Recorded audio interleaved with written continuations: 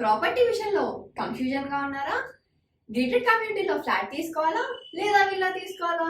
మన పిల్లల భవిష్యత్ కోసం ఓపెన్ ఫ్లాట్ తీసుకోవాలా? మన హైదరాబాద్ లో ఏ లొకేషన్ లో కొంటే మంచి అప్రిసియేషన్ వస్తుంది? మరి నమ్మకమైన ప్రాపర్టీ కొనాలంటే నమ్మకమైన గైడ్ కావాలి కదా. ప్రాపర్టీ అడ్వైజర్ కోసం సంప్రదించండి వరాహస్వామి ప్రాపర్టీ గూగులర్. కాంటాక్ట్ 7207218485. జై శ్రీమన్నారాయణ. జ్ఞానానందమయం దేవం నిర్మలా స్ఫటికాకృతిం ఆధారం సర్వవిద్యానాం హయగ్రీవోపాస్మహే. మీరు కన్యాలగ్నం కానీ కన్యారాశి వారు అని చెప్పడానికి 10 కారణాలు. అవేమిటంటే, సృజనాత్మకమైన కళ అనేది మీకుంటుంది, నమ్రత వినయంగా ఉంటారు, నమ్రత వినయం కలిగి ఉంటారు. సిగ్గరి అంటారంటే సాధారణంగా బయటకు రానివారు. విశ్లేషణ మరియు సంపూర్ణమైన వివరాలు అనేవి ఉంటాయి. స్థిరమైన పనులు చేసేవారుగా ఉంటారు. సరి అయిన నిర్ణయాలు తీసుకోగలిగి ఉంటారు. అవసరమైతేనే కఠినంగా ఉంటారు. ఆదరణ ప్రేమ చూపించే వారై ఉంటారు. అతిగా విమర్శించే వారుగా కూడా ఉంటారు. ఆడంబరాలు ఇష్టం లేని వారుగా ఉంటారు, అంటే సింపుల్గా ఉంటారు. అంటే ఈ కన్యారాశిని 14 సంవత్సరాల స్త్రీగా వర్ణించారంటే పూర్వజన్మలో జగన్మాత శాపవశాన ఈ భూలోకంలో ఉద్భవించింది అని చెప్తారు. అంటే కన్యారాశి వారి యొక్క లక్షణాలు అనేవి ఈ విధంగా ఉంటాయి. అంటే తమ యొక్క పూర్వజన్మలో చేసిన దోషాలన్నింటినీ పోగొట్టుకొని మోక్ష మార్గానికి వెళ్ళడానికి ఎవరైతే ఉంటారో వాళ్ళందరూ కూడా ఈ కన్యరాశిలో జన్మించి ముక్తి మార్గాన్ని వీరందరూ కూడా పొందుతారు. ఆడంబరాలు ఇష్టం లేని వారు అయితే వీరందరూ కూడా ఈ కన్యారాశి వారే అని మనం చెప్పవచ్చు. కన్యాలగ్నము వివాహ యోగం. కన్యాలగ్న జాతకులకు సప్తమాధిపతి గురుడు, లగ్నాధిపతి బుధుడు, కలత్రకారకుడు ఎవరు? శుక్రుని బలం అవసరం. అంటే అన్ని జాతకులకు అన్ని లగ్నాల వారికి శుక్రుడి యొక్క బలం చాలా అవసరం. అదేవిధంగా పురుషులకైతే శుక్రుని బలం, అదే స్త్రీలకైతే కుజుడు యొక్క వివాహకారకుడు. స్త్రీలకు వివాహకారకుడు ఎవరంటే కుజుడు. వివాహకారకునిగా చెప్పడంతో కుజుడిని కూడా ఇదే విధంగా విచారణ చేయవలసి ఉంటుంది. లగ్నము బుధుడు, శుక్రుడు, కుజుడు, సప్తమాధిపతిగా గురుడు. ఇదే విధంగా చంద్రాత్ బలాన్ని విచారణ చేసి నిర్ణయించవలసి ఉంటుంది. సంబంధించిన వివాహ యోగాలను మనం పరిశీలిస్తే అవి ఈ విధంగా ఉన్నాయి. బుధ చంద్ర శనులు అష్టమంలో అంటే 8లోను, శుక్రుడు సప్తమ కేంద్రంలోను ఉచ్చస్థితిలోనూ ఉన్నప్పుడు వీరికి అత్తవారి వల్ల ధనలాభం కలిగి ఉంటారు. చంద్ర శుక్రులు సప్తమంలోను, గురుడు లాభంలోను అంటే 11లోను, రవి అష్టమంలో ఉన్న మంచి భార్య, తద్వారా అనుకూలత కలిగి ఉంటారు. శుక్రుడు 4లో, శని సప్తమంలో, కుజుడు లాభంలో ఉన్న జాతకుని భార్య అగ్ని వల్ల మరణించే అవకాశం ఉంది. చంద్ర శుక్రులు సప్తమంలో ఉన్న సుందరమైన భార్యను కలిగి ఉంటారు. శుక్రుడు సప్తమంలో కుజునితో కలిసిన జాతకులు పరస్త్రీ కామకులు అవుతూ ఉంటారు. స్త్రీ జాతకంలో కుజుడు సప్తమంలో భర్తతో విభేదాలు, రవి సప్తమంలో భర్తకు దూరంగా ఉండడం, మిగిలిన పాపగ్రహాలు సప్తమంలో వైధవ్యాన్ని కలిగిస్తాయి. శని చంద్రులు లగ్నంలో అంటే కన్యా లగ్నంలో, రవి సప్తమంలో ఉన్న వివాహం అనేది చిరాకుగా ఉంటుంది. అంటే వివాహం అయిన తర్వాత గొడవలు ఎక్కువగా అయ్యే అవకాశం వీరికి ఉంది. శని 12లో, రవి 2లో ఉండి బుధుడు బలహీనంగా ఉన్న ఆ విధంగా ఉంటే అంటే వివాహం అనేది జరగదు. అంటే కన్యా లగ్నానికి పాప అరగడం అంటే ద్వితీయంలో 2వ స్థానంలో కన్యా ద్వితీయ స్థానంలో రవి ఉండి 12వ స్థానంలో అంటే వెనక శని ఉంటే వీరికి వివాహం జరిగే అవకాశాలు చాలా తక్కువగా ఉంటాయి. శని సప్తమంలో ఉండగా శుభగ్రహాల దృష్టి పొందకుండా జాతకుల కళత్రం వయస్సు ఎక్కువ ఉన్నవారిలా వీరు కనిపిస్తారు.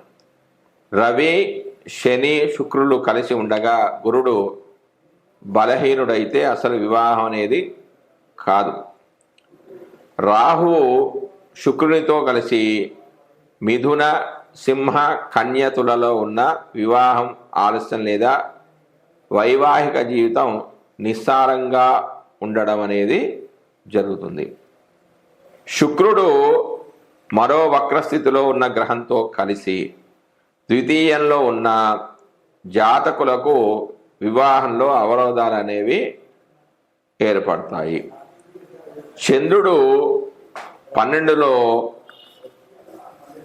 శుక్రుడు శనితో కలిసి 2లో, రాహు 4లో భార్య మరియు సంతాన వియోగం అనేది కలుగుతుంది. స్త్రీ జాతకంలో శుక్రుడు రాహుతో కలిసి 2లో ఉన్న వ్యభిచార గుణం కలిగినది అవుతుంది.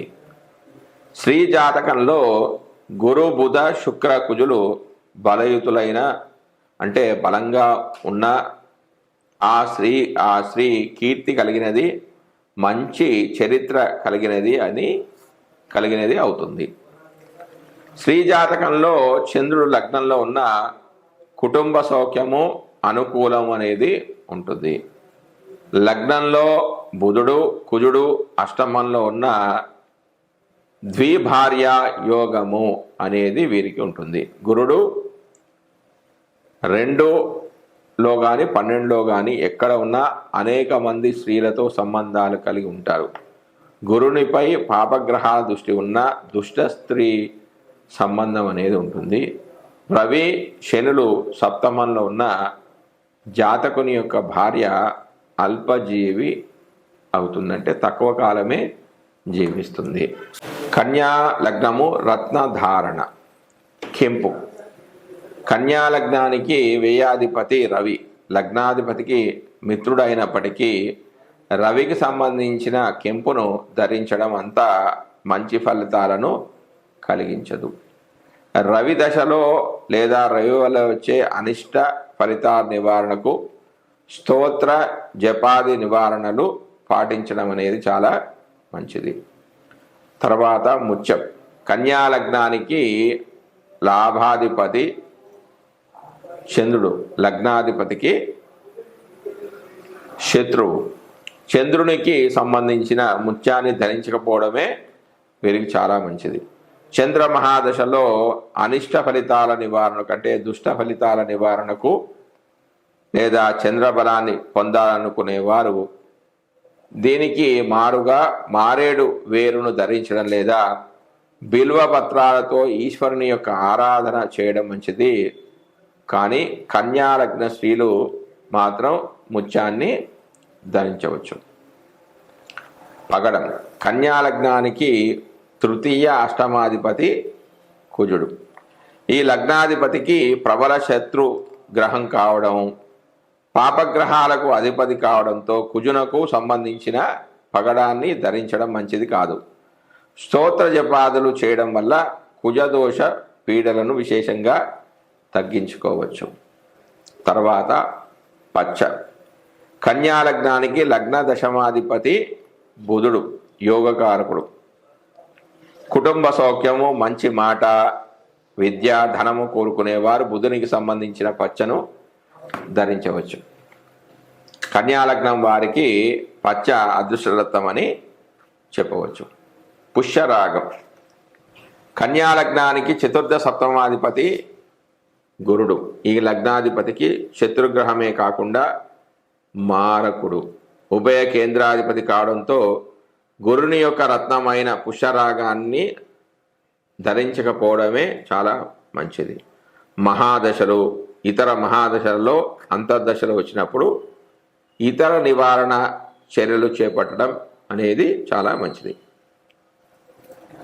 వజ్రం. కన్యా లగ్నానికి ద్వితీయ భాగ్యాధిపతి శుక్రుడు, యోగకారక గ్రహం. లగ్నాధిపతికి అతి మిత్రుడు కావడంతో శుక్రునికి చెప్పబడిన వజ్రాన్ని ధరించవచ్చు. కన్యా లగ్నం వారు తప్పకుండా ధరించవలసిన రత్నం ఏదంటే వజ్రం. దీని జీవరత్నం అని కూడా మనం చెప్పవచ్చు.